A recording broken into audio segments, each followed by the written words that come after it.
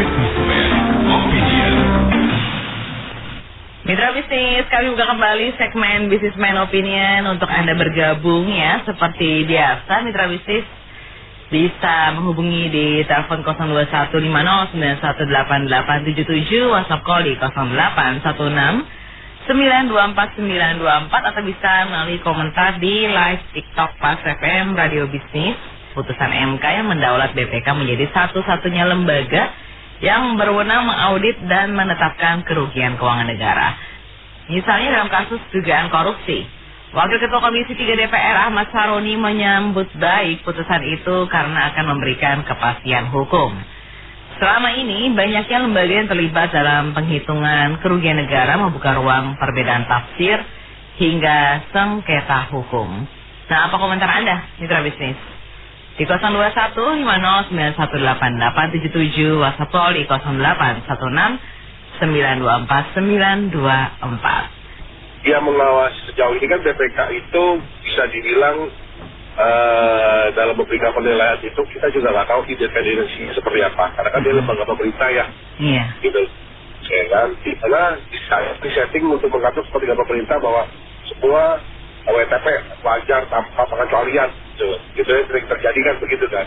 Nah, intinya bahwa mereka ada eye contact di mana ya cawe-cawe lah, gitu kan, penilaian bayar berapa nih, gitu loh. Nah, maksud saya gini, kenapa harus kecuali BPK-nya itu juga diaudit ya, gitu loh, dengan lembaga yang independensi, gitu loh. Karena bagaimanapun juga, kita juga dulu pernah, salah satu cerita adalah kita juga dulu pernah ngalamin zamannya siapa, Pak Soeharto, Pak siapa ya, kemudian biaya cukai itu diganti dengan SGS kan, ya, dari Swiss. Nah, kenapa kita juga tidak melakukan itu, audit itu dengan tim independen yang bisa dibilang kredibel lah, gitu loh, ya kan? Ya, karena terus yang semakin banyak orang yang bisa mengaudit, berarti kan sebenarnya semakin transparan dong, benar nggak? Kenapa harus terbatas hanya cuma BPK gitu? Nah, kenapa juga nggak boleh orang lain yang ikut ngaudit gitu loh? Dan berarti kata entah itu dari kejaksaan, entah itu dari swasta gitu kan, dari kita ngomong ya kayak Pak WC lah, kayak siapa lah gitu kan, bisa aja gitu, melakukan auditor gitu kan. Nah, memberikan kredibilitas gitu loh. Ya kan? Soalnya kan kita bilang orang suatu perusahaan mau melakukan IPO aja mereka sudah harus melakukan audited sama tim lembaga keuangan, lembaga auditor yang dipercaya, kredibel kan. Nah, karena masalahnya kredibilitas BPK kita tuh masih dipertanyakan gitu loh, masih jauh dari ekspektasi yang kita harapkan gitu loh. Ya kan? Karena tadi banyaknya calo-calo, banyak yang kong-kali-kong di situ yang memberikan sebenarnya worth it nggak sih gitu yang dilakukan penilaian oleh BPK gitu loh, ya kan? Karena bisa aja dibilang ya untuk kepentingan ini dibilang nggak ada korupsi, dibilang lembaga pengaja, tahu ternyata ada korupsinya. Nah, nanti kalau udah terungkap kayak begitu, misalkan nih ya, dilakukan penilaian oleh BPK terhadap suatu proyek misalkan gitu kan, nggak ada kerugian negara, tapi tiba-tiba KPK nangkep ada gitu loh, kejaksaan nangkep ada gitu loh, dibuka. Nah, itu gimana? Nah kan, pertanyaannya adalah berarti BPK kan nggak sadar kredibel dong. Nah, berarti yang audit ditangkap nggak, atau perlu dibubarin BPK-nya sekalian gitu loh. Nah, itu harus jelas juga tuh, gitu loh, ya kan? Jadi jangan asal sebut juga. Nah, karena bukan apa-apa. Ya kita ngomongnya hakim aja nggak bisa disogok gitu loh. Kan buktinya banyak hakim yang bermain kan di situ posisinya. Iya, jadi balik lagi nih. Ya kan, kredibilitasnya sejauh apa bisa dipertanggungjawabkan gitu loh. Ya kan, jangan nanti cuma ujung-ujungnya cuma ya kita tahu pemerintahan kita sekarang gini kan, kalau orang yang sudah melakukan kesalahan cuma ditegur gitu kan, tapi tidak dieksekusi dalam arti kata ditangkap, diturunin, dipecat gitu loh. Ya contohnya Ahmad Saroni doang gitu kan, Ahmad Saroni cuma di 6 bulan gitu kan, habis itu naik lagi. Ya kayak apa ya, kayak mau membodohi rakyat gitu loh, ya kan? Jadi sebenarnya balik-baliknya adalah kayak kita tuh, masyarakat tuh dipertontonkan sandiwara ya sebenarnya, bikin apa ya, nyesek dalam arti kata. uang kita, pajak kita dipakai, tapi kalau buat kayak begini gitu loh, tidak memberikan hasil signifikan yang cukup baik gitu untuk perkembangan bangsa gitu kan. Auditnya juga kayak orang main-main gitu loh kan, ya kan. Nah makanya saya bilang tadi kredibilitasnya satu mau seperti apa, terus bentuk pertanggungjawaban apabila terjadi hal seperti itu. Tiba-tiba dicek, terus ada terbongkar dia kasih korupsi segala macam, nah itu harus bagaimana gitu loh. Ayo udah terangin gitu loh. FK juga harus kasih, FK juga harus ya bahkan memberikan keputusan, oke, tapi ya jangan cuma memberikan keputusan gitu loh. Cobalah pikirin juga caranya gitu loh. Ya kan? Kalau sampai terjadi hal seperti yang tadi saya bilang, maunya gimana? Perlu bubar nggak? Perlu bubarin sekalian kalau perlu gitu loh. Ya kan? PPK-nya gitu loh. Ya itu saya. Terima kasih. Menurut saya ya kabar buruk buat kita rakyat ya. Ya karena dengan begitu ya sekarang anggota-anggota PPK itu ya di atas angin lah sekarang. Dengan mereka adanya hukum seperti ini, mereka bisa nentuin sendiri standar mereka gitu. Karena standar-standar akuntansi, akuntabel maupun harga-harga pasar itu kita nggak bisa buka gitu kan. Mereka ada tentuin harga sendiri gitu jadinya. Jadi menurut saya ini kalau emang seperti ini berarti ya udah, untuk menghemat anggaran ya lembaga-lembaga lain dinonaktifkan dong, yang ya kayak mungkin yang punya divisi korupsi kayak di kejaksaan kan punya tuh divisi korupsi apa ya, terus KPK ya udah dibubarin lah itu ya. KPK kan jadi nggak fungsi Pak, ayo ya nggak bener apa? Kalau misalkan KPK bilang ini ada unsur korupsinya, terus BPK dibilang oh ini nggak ada, ya menang siapa Pak? Menang BPK dong, ya nggak? Ya udah, ya. Jadi ada lagi namanya standar penyelidikan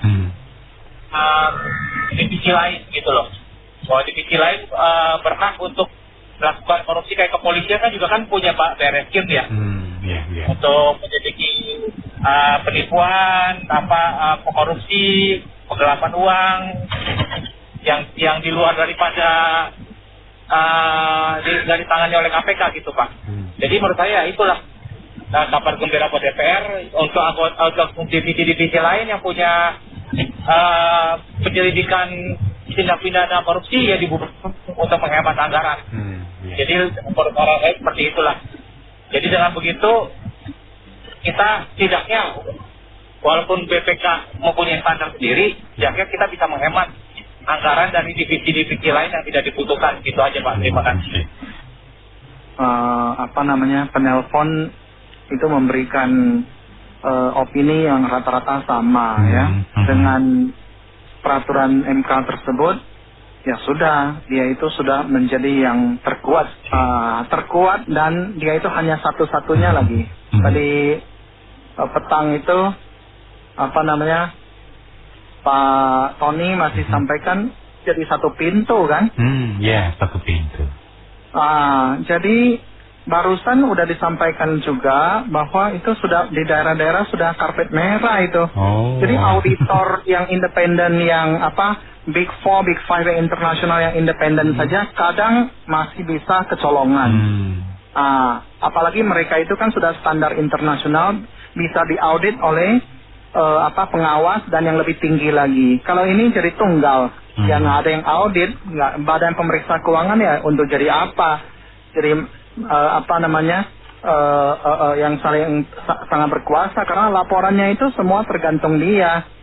Itu keuangan negara loh, nggak main-main. Bukan puluhan triliun, bukan puluhan miliar, ratusan miliar, triliunan, puluhan ratusan triliun uang itu yang dikucurkan, dikeluarkan dengan sebuah WTP ya sudah selesai.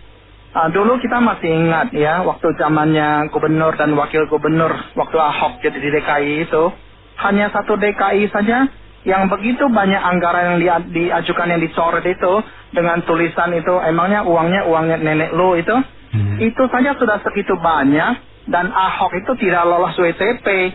Malah itu menjadi satu tanda tanya yang harus diperbaiki.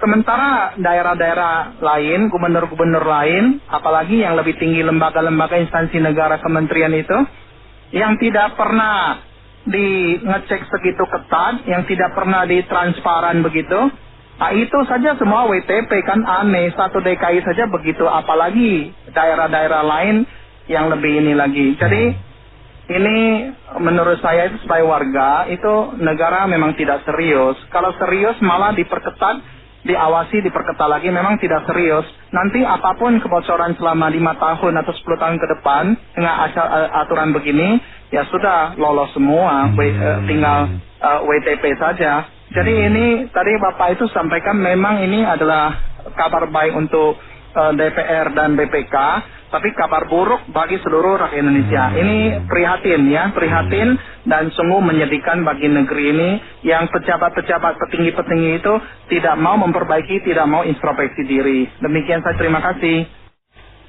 Kalau saya rasa gini ya, memang sudah jelas ya di pasal 23 UUD 45 itu kan memang sudah mengatakan kan, berbunyi kan BPK adalah lembaga pemeriksa pengelola keuangan negara yang bebas dan mandiri kan. Iya, sebenarnya sih saya rasa itu kan sudah jelasnya sih gitu. Tapi dengan putusan MK ini seolah-olah menempatkan sebagai auditor tunggal gitu kan. Jadi kayak jadi super gitu loh. Jadi kesannya kayak jadi super gitu sekarang gitu kan gitu. Ini kan ada kata-kata bebas dan mandiri. Yeah.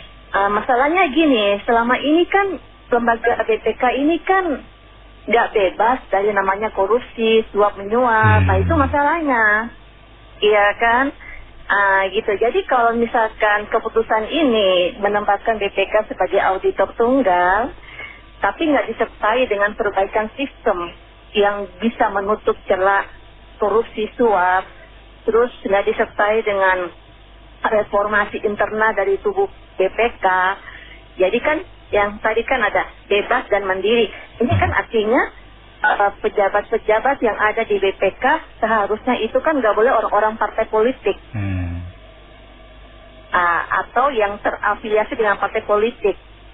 Itu kan nggak boleh gitu kan. Yang selama ini kan nggak seperti itu kan. Orang parpol juga ada sebagai pejabat BPK kan, Bung Anto. Gitu. Oke. Halo? Iya, masih mengudara. Halo, ini sudah? Iya, masih mengudara. Oh, sudah, oh, iya, Ibu. halo, Bung Anto. Iya, oke. Gitu. Jadi, ya itu, gitu. Jadi harus disertai itu. Disertai ada perbaikan sistem untuk celah korupsi suap.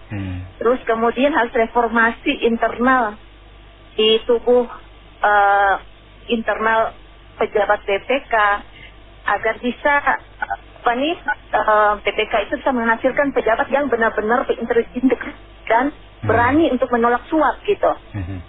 Kalau enggak Bung Anto, bagi saya ini semua kayak lingkaran setan aja. Kita tetap di lingkaran setan aja seperti ini aja terus, nggak akan ada perubahan. Iya kan, kalau nggak ada perbaikan sistem, nggak ada reformasi internal tubuh BPK itu ya sama aja di lingkaran setan kita nih jadinya gitunya.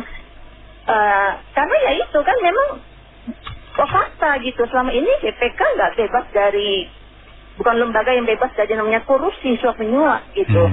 Dan ada efek juga ya untuk seperti lembaga penegak hukum ya. Jadi sekarang gini, apakah nanti BPK akan kewalahan juga? Kalau menurut saya ya akan kewalahan gitu menangani semua kasus korupsi Indonesia gitu kan. Akhirnya kalau misalkan hasil final audit dari BPK itu lama, itu kan berarti proses penanganan korupsi juga jadi lama. Impactnya ke situ, iya akan jadi lama Bung Anto gitu. BPK kan kewalahan kalau sendiri gitu. Jadi nanti proses penanganan korupsi juga ikut lama juga. Gitu nanti kasusnya akan tertunda juga. Jadi nggak akan segera juga gitu loh bagi koruptor gitu. Ya itu saya takutkan di situ gitu. Jadi selama ini kan gini ya, selama ini orang mempermasalahkan. Dan kalau bagaimana supaya hasil audit BPK itu bisa akurat, akuntabel, bisa dapat dipertanggungjawabkan. Ya kan, itu berarti BPK harus ada reformasi kelembagaan juga. BPK harus berkolaborasi dengan penegak hukum, Bung Anto. Karena apa? Buktinya itu kan adanya di penegak hukum. Jadi hasil auditnya BPK itu harus sesuai dengan bukti-bukti yang ada gitu loh.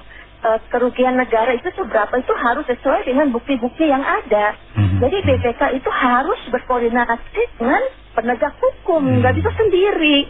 Makanya saya bilang ini impactnya harus ada reformasi kelembagaan gitu. Ya kan? Dan sekarang ini gini, orang mempermasalahkan antara BPK dan BPKB. BPK itu dan BPKB itu beda fungsi, beda kedudukan, Bung Anto. Ini saya sudah jelaskan sedikit ya. BPK itu Badan Pemeriksa Keuangan, pemeriksa. Dia posisinya itu adalah lembaga tinggi negara. Dia sejajar dengan lembaga eksekutif, legislatif, yudikatif, MA. Nah, itu sejajar gitu loh. Ya kan? Sedangkan BPKB, Badan Pengawasan, bukan pemeriksa, Badan Pengawasan Keuangan dan Pembangunan. BPKB ini dia BPKP ya, BPKP ini dia itu lembaga pemerintah non kementerian, lembaga pemerintah non kementerian dan bertanggung jawab langsung kepada presiden.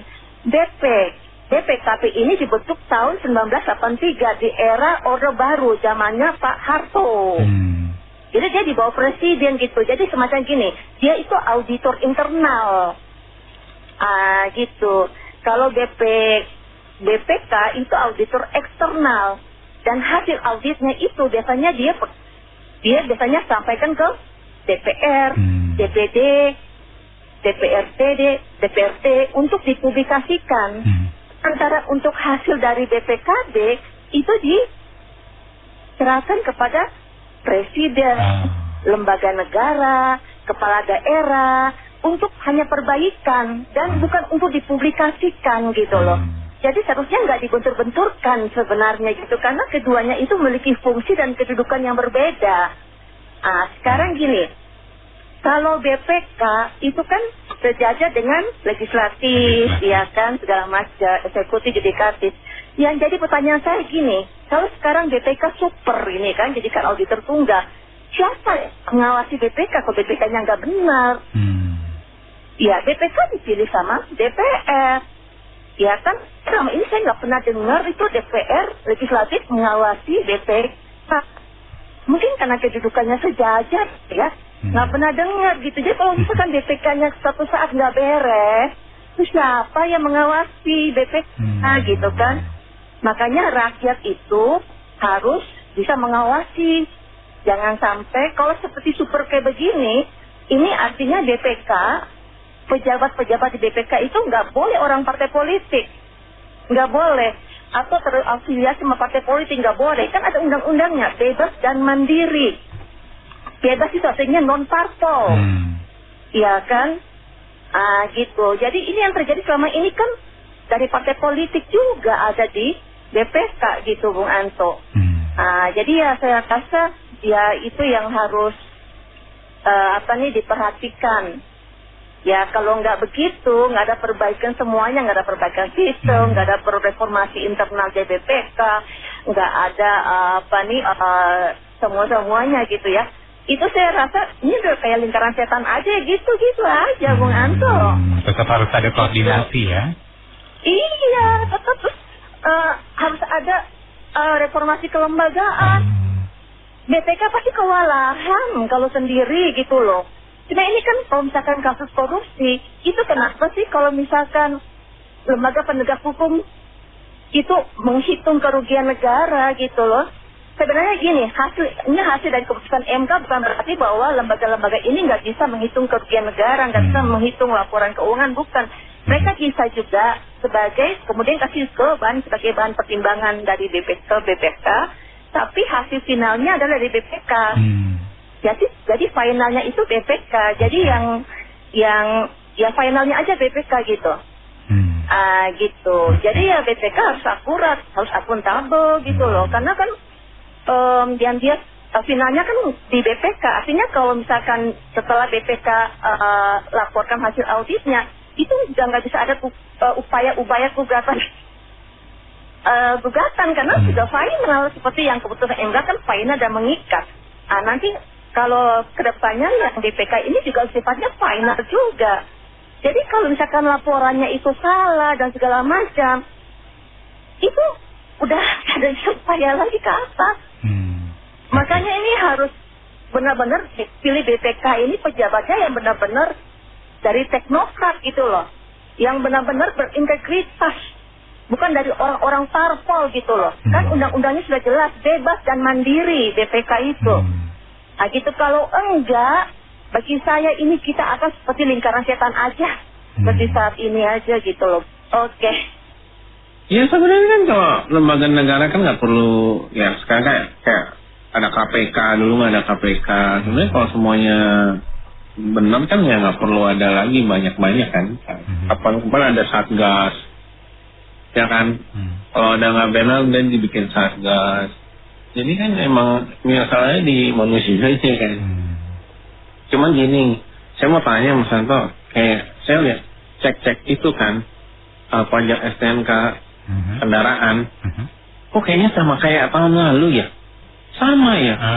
Harusnya kan tiap tahun kan turun ya. Nah, ini berarti yang nilai harga pasar ini siapa nih? Waduh. Iya dong. Benar dong. Harusnya kan ada depresiasi atau apapun lah itulah. Emangnya harganya bisa bagus terus. Namanya kalau yang kayak BPK ini, apakah dibikin? Ya kita bukan yang memikir negatif. Apakah dibikin misalnya ada program apa gitu, ternyata dibilangnya nggak rugi. Nah, atau ini istilahnya investasi atau modal atau apa yang harus dikeluarkan gitu loh. Jadi nggak dianggap kerugian itu. Kalau kayak gitu gimana? Ya kan? Jadi sebenarnya sih balik-balik ke pemimpinnya juga, pemimpinnya yang paling atas. Pemimpinnya ya dari presiden sendiri gitu loh. Kalau presidennya mau ya bisa diberesin itu apa. Kalau ada yang nggak beres diberesin ya kan tergantung pemimpinnya gitu. Kalau yang pemimpinnya nggak bisa menegakkan ini susah juga ya. Soalnya kita kalau mau bikin 2 lembaga 3 lembaga ya ntar kalau orang-orangnya nggak berintegritas sama aja sih saya bilang. Bolak-balik. Kalau tadi ada pengacara yang bilang biar nggak terlalu berlarut-larut ada perdebatan antara untuk ngurus nilai yang benar gitu ya, angka yang benar gitu. Menurut saya sih gini, saya nggak tahu ya, itu istilah kita dalam menaksir itu misalnya perkiraan itu ada standarnya dari mana gitu. Maksudnya kita sepakati dulu aja lah.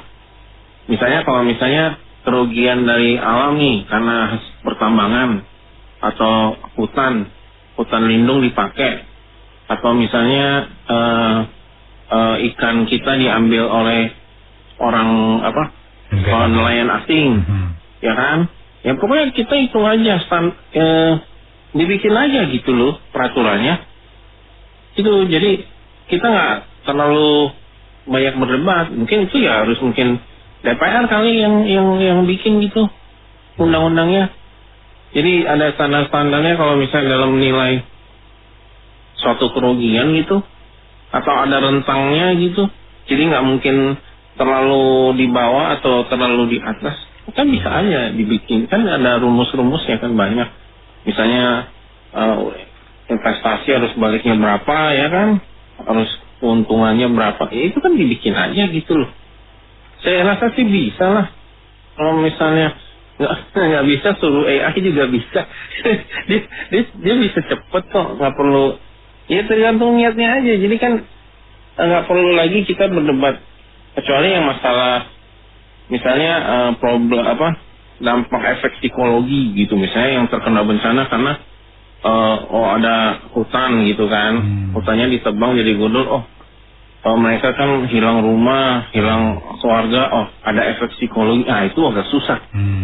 Itu agak susah dinilainya gitu loh, karena kan ada yang cepat sembuh, ada yang enggak. Tapi kalau misalnya dari angka yang bisa dihitung pakai uang, ya harusnya sih menurut saya bisa dirumuskan gitu ya.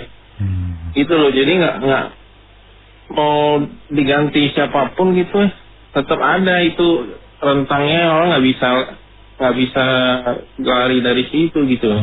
Dan itu disesuaikan dengan misalnya nilai uang yang berlaku saat itu kan tiap tahun inflasi, jadi kan nggak mungkin juga kita tetapin nilainya sama terus sampai 20 tahun, kan nggak mungkin juga. Misalnya dihitungnya dari berapa persen PDB atau gimana, atau nilai tukar USD itu sebenarnya bisa sih, jadi nggak perlu terlalu banyak perdebatan sih menurut saya. Itu aja Mas Anto.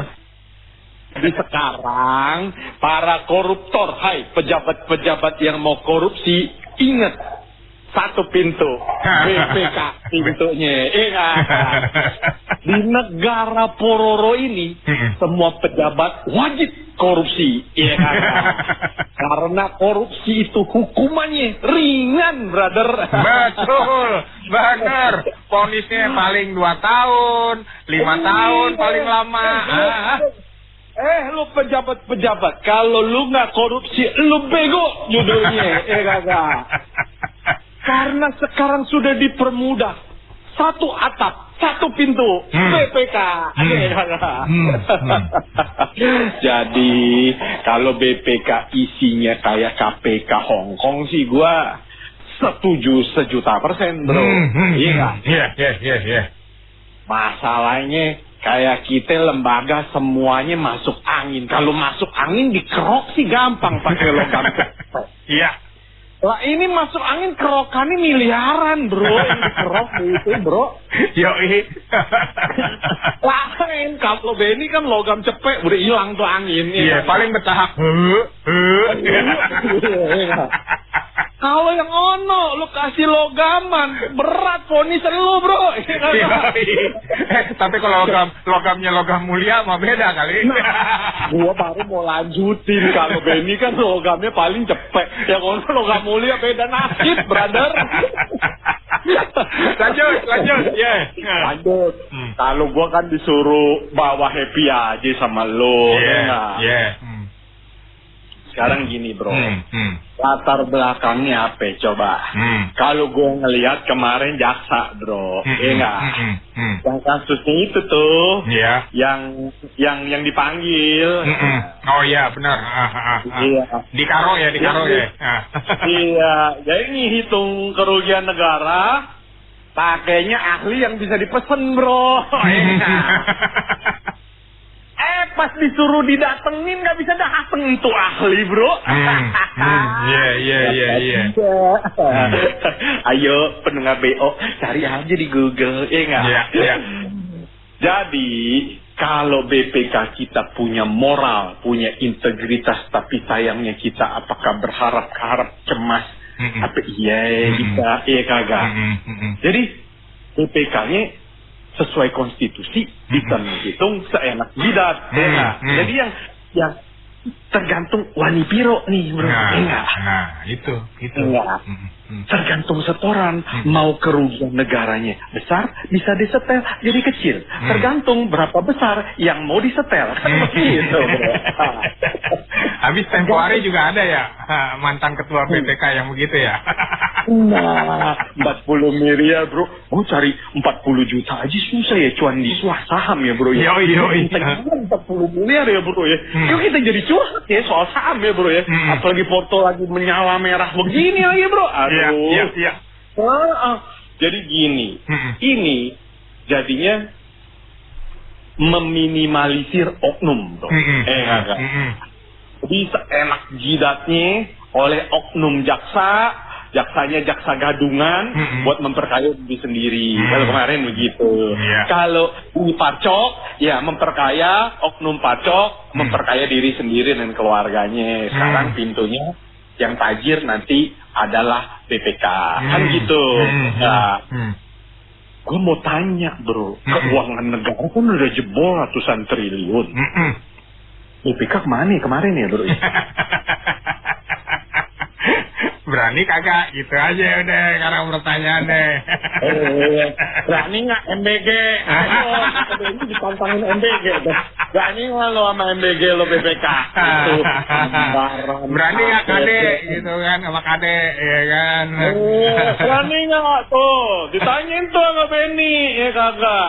Masalahnya ini anggaran udah jebol ratusan ribuan triliun bro, ya kagak? Nanti kita akan selalu mendengar istilahnya apa bro? Kerugian negara. Enak aja nenek moyang lu kerugian negara. Kerugian rakyat itu pajaknya rakyat. Setuju gak lu sama gua bro? Setuju gua. Bukan kerugian negara.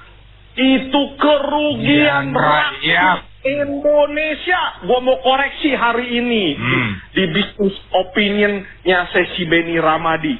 Tidak ada kerugian negara. Negara apa? Sejak kapan pemerintah Pak Presiden keluarin duit dia sendiri buat kasih ke rakyat? Kagak ada sejarahnya.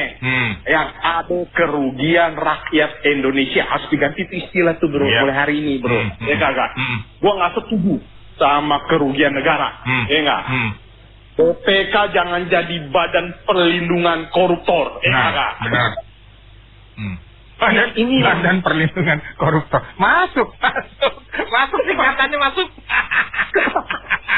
Pancingan gue akhirnya Benny ternyata menyala juga otaknya. Gue langsung ngeting. Bener. Oke, kan gitu bro. Iya.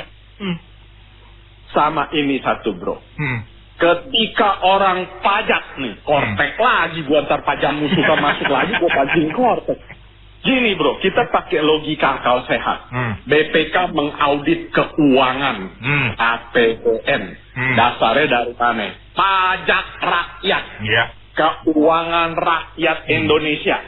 Ketika dia nagih pajak sampai apa? Ngebekuin rekening kan bro? Iya kata. Gua tanya, waktu lu pakai uang pajaknya, bener nggak buat pelayanan publik? Bener nggak buat fasilitas umum? Bener nggak buat jalan? Bolong semua untuk kagak. Lu bisa seenak-enaknya ngebekuin rekening wajib pajak rakyat Indonesia, tapi ketika anggaran bocor, lu dihukum kagak? Gue mau tanya sama lu. Lu menang terus di negara ini pejabat mah. Iya kagak? Menang banyak malah. Kagak ada kalahnya bro. Main judi aja kalah bro. Paling menang ya menjadi pejabat pororo bro. Kagak ada kalahnya bro. Iya kagak? Iya cuman gini bro. Takutnya gue ya bro ya habis ini ketua BPK-nya keluarga presiden lagi bro. Kayak yang BI bro. Nangkep gak lo? Iya. Nah nanti ketua BPK-nya ponakan presiden, wakilnya dari militer. Mampus kita bro. Bro. Ini para pemangku kepentingan nggak mikir ya. Tanda udah makin nyata. Masih aja nggak mau tobat. Pemangku kepentingan sih soalnya. Mereka udah merindukan memangku wanita soalnya. Makanya, tahu-tahu lo jep, hilang. Tanyaho, yuk. Makanya. Lanjut, Mas Tony, lanjut. Jadi sebenarnya kalau kita bicara mau BPK satu pintu, mau sistem apapun satu pintu, bagus sebenarnya. Lebih terkontrol kan? Iya. Tapi kan kita juga semua ngerti kalau akhirnya ada kontroversial gitu kan? Iya. Cuman mau dilihat apapun, kayak misalnya pilkada, kayak sistem pemilihan yang lain gitu ya. Kalau dibuat dengan satu pintu atau dibuat dengan sistem multi, ya sebenarnya akan lebih baik satu pintu.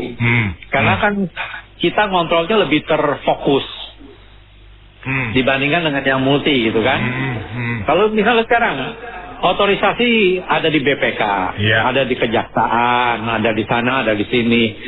Lah kalau mereka bermain, ngontrolnya gimana? Nah, kan fokus kita jadi terpecah kan? Iya, benar. Jadi bagaimanapun memang akan lebih bagus satu pintu. Cuma sekali lagi kita juga ngerti, semua yang punya wewenang di negara tercinta kita ini, umumnya kan memang kampret. Loh, sekarang kita lihat coba. Ini sekaligus nih, kalau bisa nih message juga untuk Pak Prabowo. Pak Prabowo tuh banyak buat program yang oke.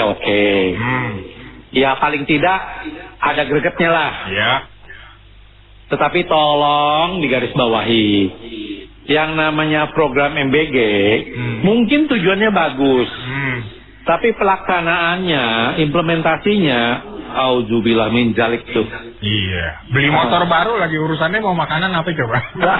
Makanya coba urusan Grinas yang ngucuk, lembaga baru berdiri tiba-tiba bisa import 105.000 unit mobil dengan alasan 4x4. Apa dasar lu, Mbok? Yang namanya pakar-pakar otomotif di Indonesia yang memang udah berakar dari prinsipal yang sangat expertise, itu nggak pernah kepikiran bikin mobil yang mainstream 4x4. Nah ini lu bisa alasan demi kepentingan 4x4. Itu pun lu bilang bisa ngirit 46 T. Mbahmu, mari kita hitung-hitungan. Gitu kan? Ini belum beres, tiba-tiba motor. Itu juragan serangga bisa-bisanya punya otorisasi ngadain motor. Jadi ini tumpang tindihnya udah gila-gilaan negara kita nih. Dan Pak Prabowo, sekali lagi Pak, yang kalau kayak gini-gini didemenin, saya nggak ngerti. Apakah memang dikasih wewenang penuh, ataukah ada sajen nggak ngerti mbahmu gitu kan? Sajen. Yang pasti ini gablek gitu loh. Belum lagi kalau kita lihat lagi yang pejabat-pejabat gablek, yang beli mobil dinas 8,5 M, belum beres sudah renovasi rumah 25 M. Iya benar. Lu kate duit maoyang lu. Iya. Nah maksud gue gini loh Bang Ben, kita cekakak-cekekek di business opinion gitu kan, businessman opinion. Coba lebih difokuskan, diarahkan, diincer dong, di tagline nih orang-orang kampret nih kayak gini nih. Masa mereka dengan leluasa melenggang kangkung. Nah, benar. Itu yang namanya Rudi Masaud itu. Aduh ilah, kalau dekat mukanya pengen gue jedotin tuh. Lihat dia ngomong pengen muntah gua. Gua garot kalau gua. Itu dia, udah dia pikir tuh dia penguasa raja kecil di tempat apa? Ya memang sih kalau kita ngomong Kaltim jangan nanya deh. Dulu zamannya almarhum Saukani juga jangan tanya. Meskipun bupati gila-gilaan gitu kan? Iya benar. Nah ini sekaligus juga membuktikan yang salah tuh bener-bener definitely rakyat kita sendiri yang salah. Orang-orang kayak gini didukung. Lu dapet apa? Mereka yang berpesta pora di atas penderitaan rakyat. Nah, permasalahan lainnya, cek balancingnya gimana? Nah, sekali lagi gue sih berharap lah media itu nyecer gitu loh, yang kayak gini-gini nih. Terus aja beritanya diangkat. Mereka udah merasa kayak jagoan yang udah nggak ada banditnya gitu loh. melanglang buana melenggang kangkung seenak-enak jidatnya gitu loh. Jadi makin hari karena nggak ada check and balances, makin gila-gilaan, makin yang aneh-aneh yang keluar. Coba aja kita lihat tahun ini berita apa yang terjadi, yang kita lihat, yang nggak masuk di akal kan, yang dari dunia entah berantah tiba-tiba nongol bikin kejutan yang gila-gilaan, yang ngerugiin rakyatnya gila-gilaan. Mending duit ratusan juta. Triliun. Gila lah. Triliun, bro. Gitu loh. Jadi sekali lagi gue sih berharap ya ini media benar-benar punya suatu atensi gitu loh. Nyecer aja kayak gini terus diangkat beritanya gitu loh. Bandit-bandit ini kan mesti dibikin kapok karena sekarang kalau nggak viral mereka tuh nggak nganggep gitu loh. Iya. Gitu Bang Ben. Ya, oke. Ya, kalau gitu Bang Sony, terima kasih. Loh, luar biasa sekali. Nah, jadi pendek aja. Jadi ini mungkin kalau dari Bapak yang sebelum saya tadi bicara mungkin karena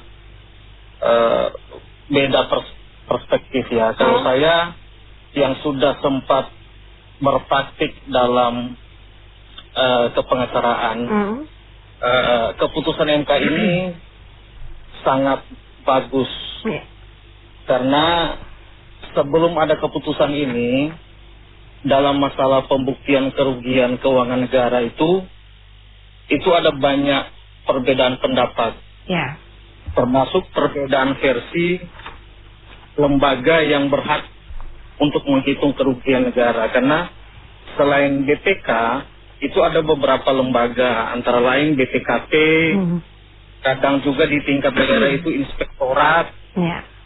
Nah, ketika belum ada keputusan ini, itu sering menjadi debat dalam persidangan, terutama perkara tipikor. Itu pihak mana yang berhak untuk menentukan bahwa telah ada kerugian negara.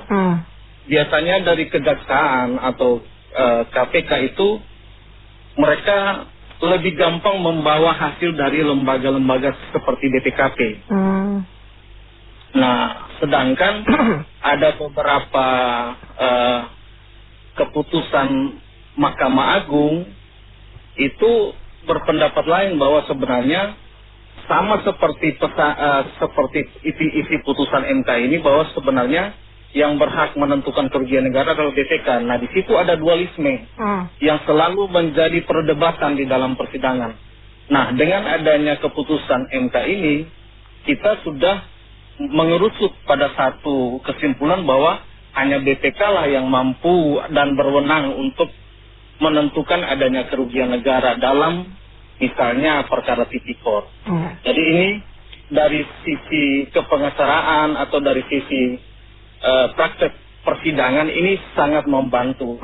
Jadi tidak ada lagi tumpang tindih antara beberapa lembaga negara dalam menentukan apakah ada kerugian negara atau tidak dalam suatu proyek atau program pemerintah yang menjadi objek penyidikan tipikor. Mungkin itu saja. Ini memudahkan juga ya Pak Ruhman untuk membuat keputusan dari hasil sidang itu ya Pak Ruhman ya. Betul, karena selama ini selalu kita dibingungkan apakah BPKP atau BPK. Nah, dua lembaga ini kan sama-sama kita akui adalah lembaga negara. Tapi kita tidak tahu sebenarnya siapa yang berhak. Karena kadang begini Bu, kadang BPKP membuat hasil pemeriksaan itu ada kerugian negara, tapi BPK-nya tidak ada dalam satu objek pekerjaan atau program atau proyek. Nah, ini yang jadi masalah. Jadi misalnya pihak penuntut umum membawa bukti dari BPKP bahwa ada kerugian negara. Nah, dari terdakwa atau penasihat hukumnya membawa bukti dari BPK tidak ada kerugian negara. Ini membingungkan akhirnya saat bersidang.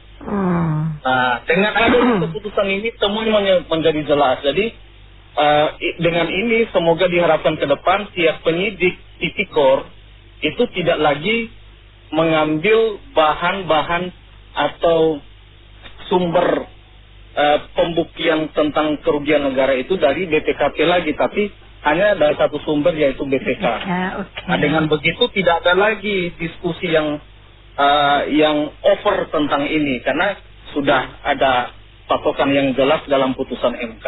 Kalau kecurangan, itu masalah lain ya. Masalah lainnya, tapi itu out of the context. Ini menurut saya ini hanya membantu di dalam nanti persidangan itu lebih gampang lagi mencari bukti bahwa apakah benar ada kerugian negara atau tidak. Saya sebenarnya sih melihat begini.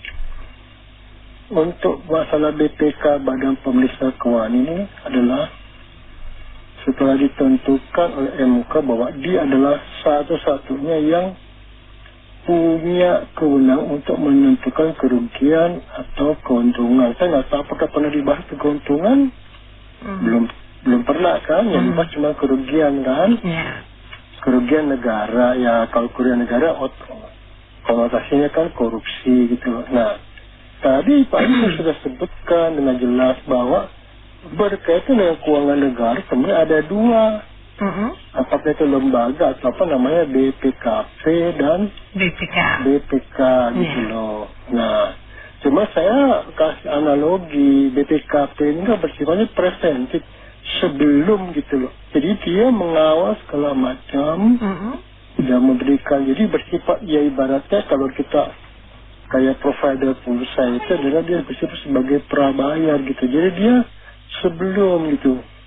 Nah, kalau BPK Badan Pemeriksa Keuangan itu pasca sesudah gitu. Jadi sesudah terjadi, sesudah dilaksanakan dia memeriksa, mengaudit gitu loh, adanya kerugian gitu loh. Nah, makanya tadi sebelumnya membahas BPKP dan segala macam, ya mereka nggak bisa dibenturin. BPKP mau sebut demikian, kalau BPK yang sebut demikian tetap yang dipakai oleh itu adalah BPK. Tapi menurut Pak Ruhman tadi katanya ini mempengaruhi keputusan sidang kalau dua-duanya memberikan data. Agak membingungkan. Saya tidak tahu ya Bu ya, apakah selama ini pengadilan tentang korupsi apakah tipikal atau apa, pernah nggak sih BPKP dan BPK pada saat bersamaan kasus yang besar ini dipanggil keduanya? Saya belum pernah tahu. Dan juga kan terkadang ya maaf kata BPK itu kan memberikan penilaian BTP dan segala macam, ternyata kan ya dapat BTP pun ternyata ada unsur korupsinya di dalam. Jadi ya hasil audit boleh, tapi kan hasil lihat gitu loh, bisa dipertanggungjawabkan ke depannya. Ya saya selalu sebut Ibu ya, namanya jejak digital sama jejak sosial itu berbeda. Jejak digital itu kan baru belakang ini Bu, tapi jejak sosial itu sejak awal lahir udah ada jejak sosial. Jadi seperti apa kinerja, seperti apa sepak terjang BPK, itu kan jejak sosialnya kan terpampang dengan jelas di masyarakat itu Ibu. Nah, kembali lagi hasil auditnya BPK. Ternyata BPK ini bisa Bu di audit atau dianalisa oleh yang independen di luar. Tetapi yang independen ini ditentukan oleh anggota dewan gitu Ibu. Nah, kalau sudah demikian kan ya serba salah ya. Nanti hasil BPK diaudit oleh eksternal ternyata disebut salah, tetap aja BPK yang dijadikan patokan. Jadi menurut saya sih ya MK menyebutkan demikian hanya penegasan gitu Ibu. Walaupun pelaksanaannya nanti ya kita kan lihat baik demikian Ibu. Secara out of the box ya. Jangan berpikir secara konvensional ya. Kita kritik terus sudah percuma. Kita harus merubah mindset kita untuk berpikir cara di luar nalar ya. Jadi ini semenjak beberapa lama ini pemerintah kita udah sangat kreatif merubah bahwa kekuasaan ini adalah sebuah komoditi. Wewenang dan hak yang diberikan oleh konstitusi menjadi sesuatu yang bisa diperdagangkan. Kita sudah maklum banyak sekali ya, wewenang jaksa bisa dimainin, ya bisa didagangin, hakim, polisi, jaksa, apalagi ya. Politisi nggak usah ngomong lah, itu memang dia terjadi. Jadi ini kalau sudah MK yang memutusin ya bahwa BPK cuma hanya BPK yang berhak ya. Betul. Nah, saya kira nanti institusi yang lain yang mendapat hak itu akan mengajukan ke KPPU, ya, Komite Penyelesaian ya, Persaingan Usaha. Jadi akan menuntut ke situ supaya nggak boleh begitu, supaya keputusan itu dibatalin. Jadi kita juga mau dapat dong, ya. Itu kalau kerjaan nggak dapat gimana penghasilan kita, ya. Jadi cara pandangnya mesti begitu. Nanti, KPPU yang mensidangkan itu sah apa enggak, ya. Jadi kita sudah mesti cara pikirnya begitu, ya. Jadi kalau kita pikir ini mereka secara benar, secara organik, ya, udah jauh. Jadi antara harapan dan kenyataan udah nggak. Anda pikir mungkin 50 tahun ke depan juga nggak ketemu toh, karena pola pikir itu susah dirubah, apalagi sudah mendarah daging dalam sistem dan aparatnya, ya. Jadi cara pikirnya masih begitu, ya.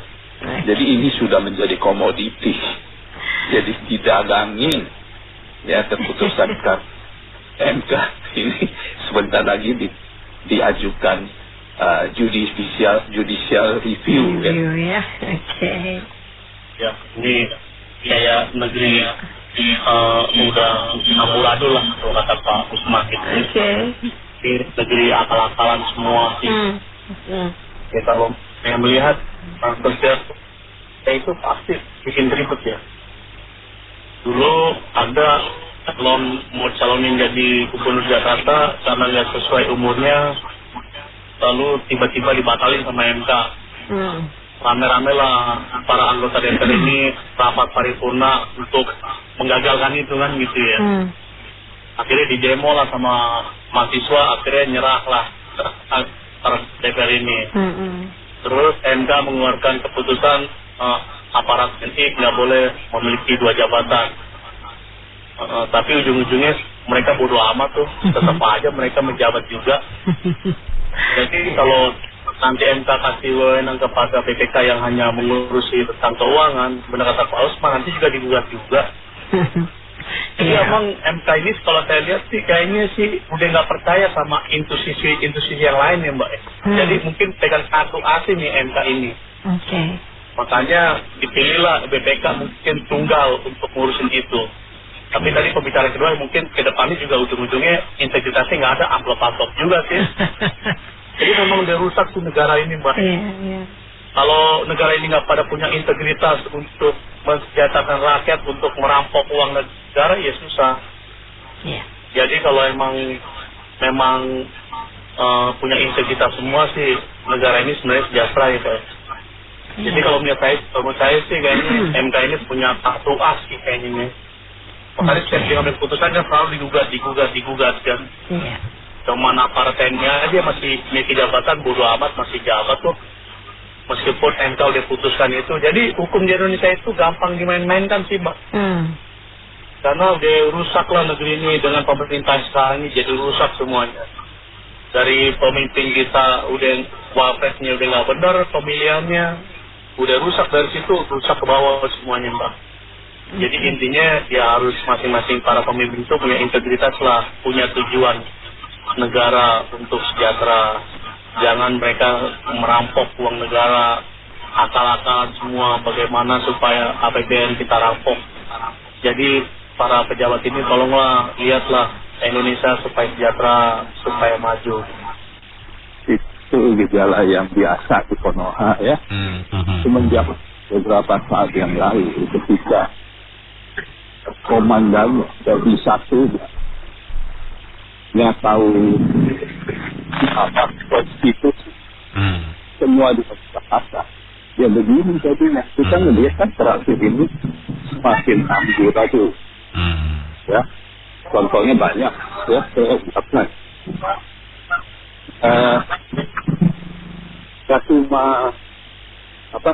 Berakhir ini kan gara-gara ada kasus korupsi ya BPK atau WPKP tidak menemukan kerugian negara. Oh, iya. Panggillah ke akademisi ya, profesor yang S2 yang jelas. Kadang S2 kita itu kan, S2, S3 itu kan bisa dibeli. Ya.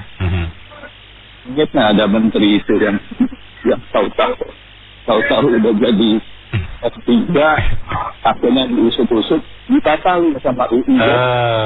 Ditatal. Bukan saya asal ngomong, ya. Nah, kemudian kita lihat apa yang terjadi. Banyak yang ngaco, ya. Polisi lah disuruh tanam jagung, ya. Tentara lah urus koperasi,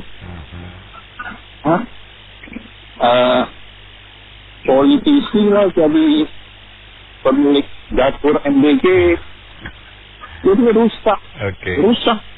Rusaknya.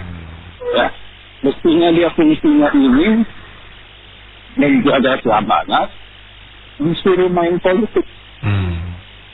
Ya, jadi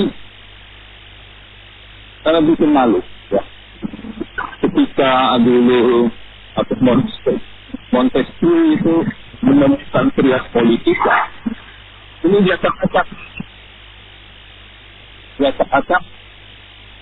Nggak ada aturannya. Jadi suka-suka dia. Kemudian yang mau saluran kritik dibuka. Ya, disiram air keras. Saya juga bingung, air keras itu keras gimana? Air kalau batu pasti keras.